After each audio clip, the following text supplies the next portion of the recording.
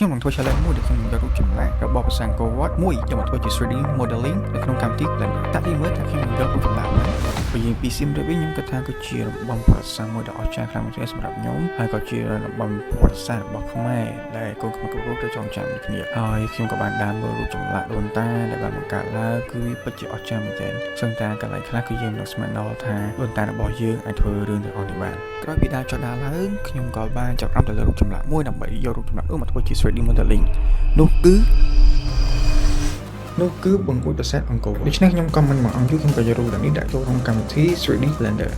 ជាដំបូងគឺខ្ញុំ sketch out រូបនេះជាមួយសិនដោយសារតែរូបនេះជារូបចម្លាក់ខ្មែរដូច្នេះខ្ញុំត្រូវសិក្សាឲ្យច្បាស់ដើម្បីកុំឲ្យគូច្រឡំក្រោយពីសិក្សារួចខ្ញុំក៏ចាប់ផ្ដើមធ្វើ 3D modeling ឲ្យទៅពេល3ម៉ោង